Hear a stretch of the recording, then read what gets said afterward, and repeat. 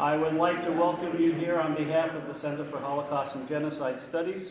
And if you don't know who we are and what we do, you can take a business card that may be on one of the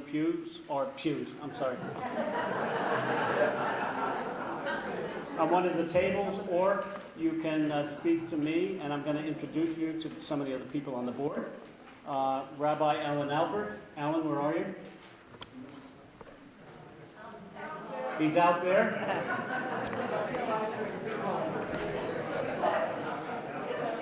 Alan's an amazing guy. I mean, you go with him, you walk the streets of Jerusalem, and he's introducing you to everybody on the street. And then he asks them, "Are you from Brooklyn? Do you know this guy?" It's Alan Albert, the treasurer of the board. His wife, Anna Albert. Anna, where are you? She's out in the hall too. Okay. She's handing things out. We have George Maniatis right over here from MCC. Sarah Wojciechowski. Where's Sarah? Right over here. Fruitport High School. A new person who's coming onto the board, yes, is Jennifer Fairweather. Where are you? Right over here, Jennifer. She is also a school teacher. And two people, who am I missing? Tom Higgy, he's out at MAISD, but I don't think he's here. Is that it? Oh, Trinette Lottie Hart.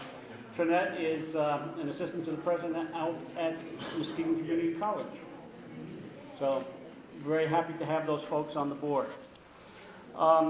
We began in 1995, and we formed a collaborative with Muskegon Area Intermediate School District and with Muskegon Community College.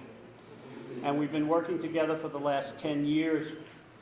We've been concentrating on the Holocaust and on genocides. Melissa Fay Green, in an editorial for the Washington Post, talked about how in the rhythm of everyday life and everyday things we do, hate erupts and makes the ordinary memorable. And this is what she wrote. Someone waited just inside the shul door to hand out prayer books to arriving worshipers. A small table stood ready with wine cups for the celebration of a bris. People looked forward to having a bite to eat together at a Kiddush luncheon of challah, cheese, tuna salad, cookies.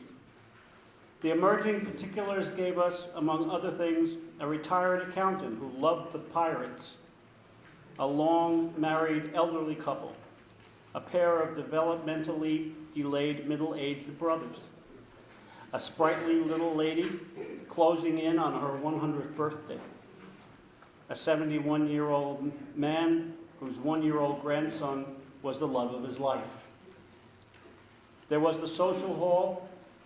There was a storage room, ordinary places in the buildings of synagogues and churches everywhere, but now they played a role. 60 years ago, the temple in Atlanta was bombed by an anti-Semitic white supremacist who perceived that the Jews were masterminding the civil rights movement. And now the accused murderer, Robert Bowers, accepted the same widely broadcast theory that Jews conceived and bankrolled the migrant caravan invading the U.S. with some very nasty people. The words of Ralph McGill, who was the editor of the Atlanta Constitution at the time, goes like this.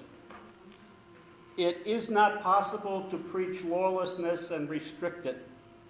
You do not preach and encourage hatred for the Negro and hope to restrict it to that field. It is an old, old story. It is one repeated over and over again in history.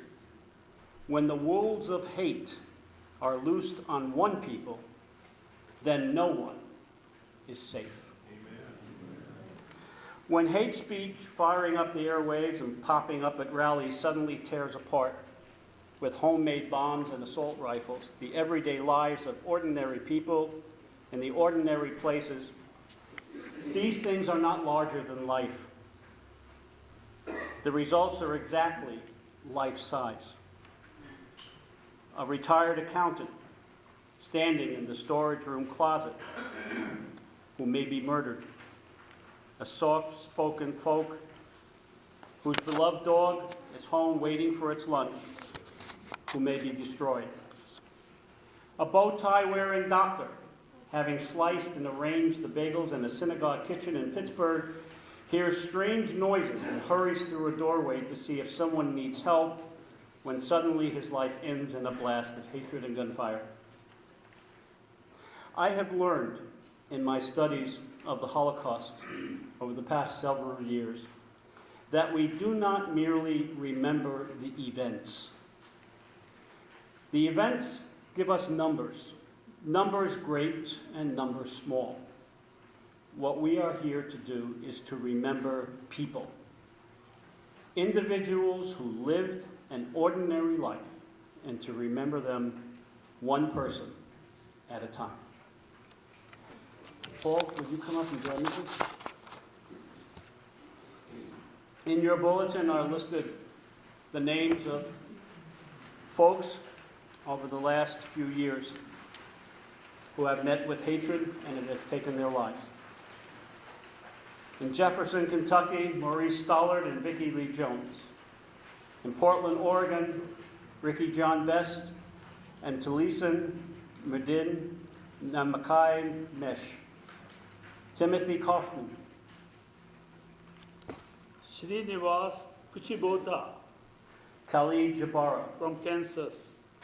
from Oklahoma. In Charleston, South Carolina, in Emmanuel AME Church.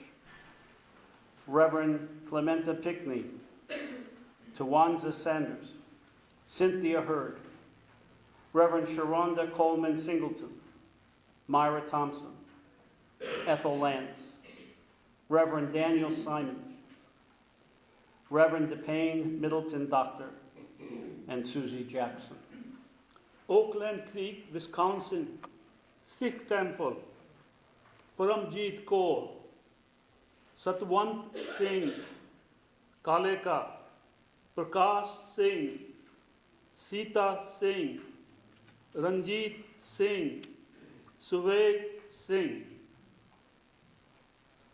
And in Pittsburgh, Pennsylvania, at Tree of Life, Joyce Feinberg, Richard Godfrey, Rose Mallinger, Jerry Rabinowitz, Cecil Rosenthal, David Rosenthal, Sylvan Simon, Bernice Simon, Daniel Stein, Melvin Wax, Irving Younger. I'd like to call forward at this time members, representatives from the community, beginning with Bonnie Johnson from the Baha'i community.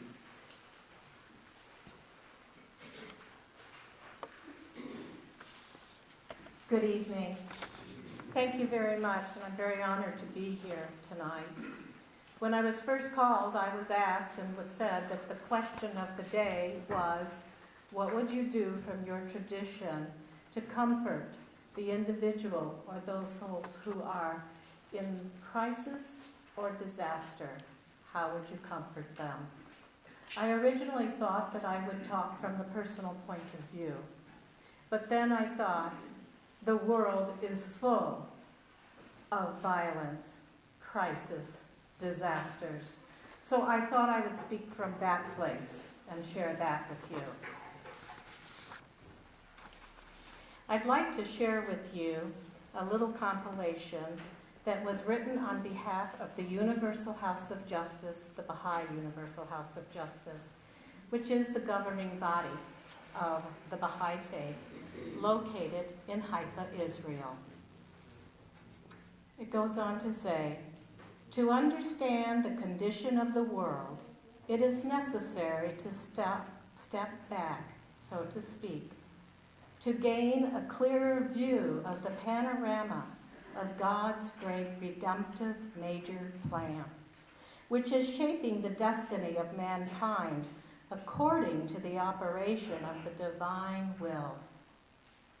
it should be not surmised that the calamitous events transpiring in all the corners of the globe are random and lack purpose.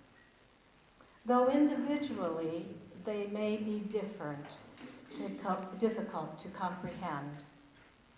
The invisible hand is at work, and the convulsions taking place on earth are the prelude to the proclamation of the cause of God.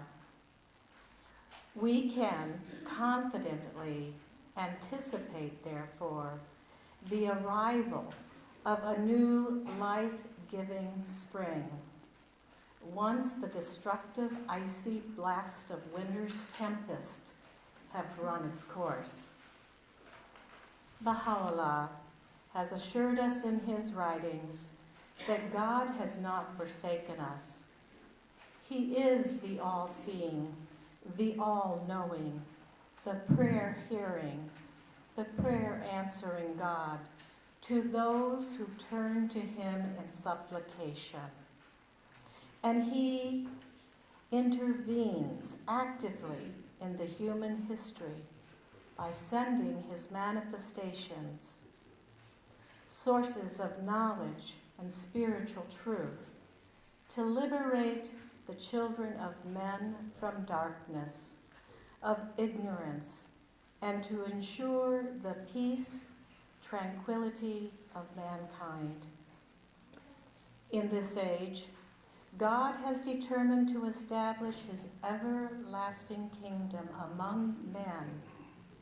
And so to this end, he has sent us the Spirit and message of a new day through two successive manifestations, who also were rejected by the generality of the people. In closing, I would like to leave you with this prayer. It is my hope that it may bring some comfort to you. Is there any remover of difficulties save God? Say, praised be God. He is God. All are his servants, and all